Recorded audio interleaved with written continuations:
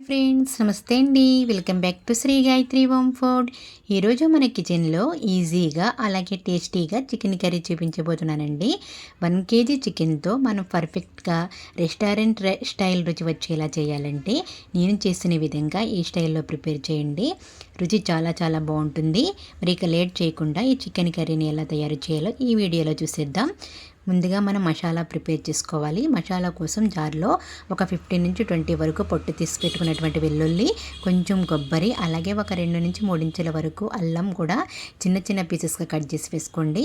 ఒక 2 table spoon వరకు ధనియాలు కూడా యాడ్ చేసుకున్న తర్వాత ఇందులో హోల్ గరం మసాలా అనేది యాడ్ చేసుకోవాలి.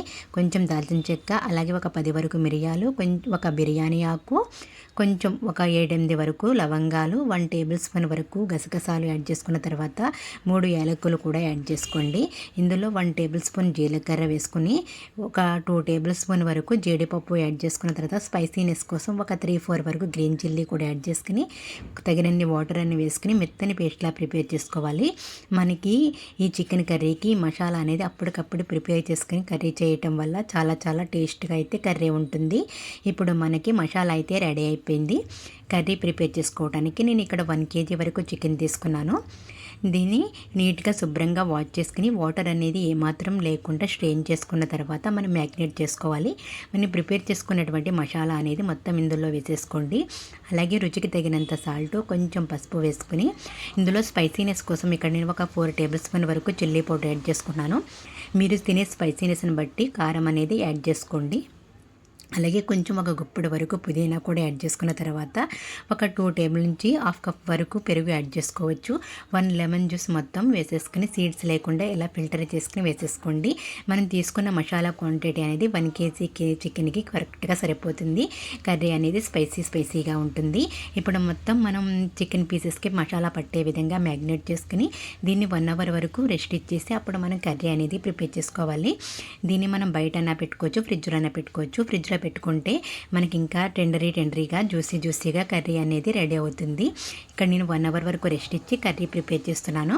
దానికోసం మనం ఇక్కడ కర్రీ కోసం ఒక పెద్ద ప్యాన్ పెట్టుకుని మందపాటి ప్యాను, ఇందులో ఒక పావు కప్ వరకు ఆయిల్ అనేది వేసుకోవాలి. ఆయిల్ వేసుకున్న తర్వాత కొంచెం కరివేపాకు వేసుకుని కొంచెం చిటపడమన్న తర్వాత 3 మీడియం సైజ్ ఆనియన్స్, అలాగే ఒక 2-3 వరకు గ్రీన్ చిల్లీ వేసుకుని మనకి కొంచెం చిటికడంత పసుపు కూడా వేసుకుని ఆనియన్స్ అనేది గోల్డెన్ బ్రౌన్ వచ్చేంత వరకు ఫ్రై చేసుకోవాలి. మనం ఇలా చికెన్ కర్రీ అనేది ప్రిపేర్ చేసామంటే మళ్ళీ చేసుకోవాలి అనిపించే విధంగా అయితే రుచి ఉంటుంది. ఒక్కసారి కర్రీ టేస్ట్ చేసి చూసారంటే ఇదే విధంగా మళ్ళీ చేసుకుంటారు మీరు, అంత బాగుంటుంది.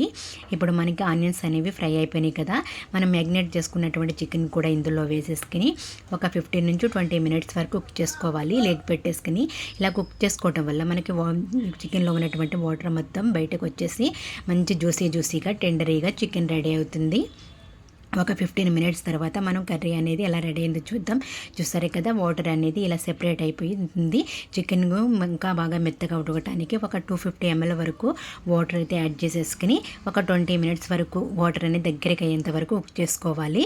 లెడ్ పెట్టేసుకుని మనకు ఈ కర్రీ అనేది చపాతీ, రోటీ, బిర్యానీ, రైస్, పులావ్ ఏ రైస్లోకైనా మనకి మంచి రుచి అయితే ఉంటుంది. బిర్యానీలోకి, పులావ్లోకి, బగారా రైస్లోకి చాలా రుచిగా ఉంటుంది. ఇప్పుడు ఫైనల్ టచ్గా కొంచెం కొత్తిమీర, అలాగే ఒక 2 నుంచి 3 టేబుల్ స్పూన్ వరకు కస్తూరి మేతిని కూడా ఇలా 2 ఎండ్స్ మధ్య వేసుకుని రఫ్ చేసుకుని వేసేసుకోండి. చూసారే కదా, మనకి చికెన్ కర్రీ అయితే రెడీ అయిపోయింది. మీ ఇంటికి ఎవరైనా గెస్ట్స్ వచ్చినప్పుడు ఇలా కర్రీ అనేది ప్రిపేర్ చేసి పెట్టండి. ఎలా చేశారు అని ఖచ్చితంగా అడుగుతారు. అంత బాగుంటుంది చికెన్ కర్రీ. మరి మనం వేడిగా అన్నంలో వేసుకుని సర్వ్ చేసుకుని తింటే సూపర్ టేస్ట్ అయితే ఉంటుంది. మరి ఈ చికెన్ కర్రీ రెసిపీని మీరు కూడా ట్రై చేయండి. మీకు ఎలా వచ్చిందో మీ ఫీడ్బ్యాక్ని కామెంట్ రూపంలో తప్పకుండా తెలియజేయండి. మరిన్ని tasty and healthy interesting recipes కోసం మన శ్రీ గాయత్రి హోమ్ ఫుడ్ ఛానల్ని అయితే తప్పకుండా సబ్స్క్రైబ్ చేసుకోండి.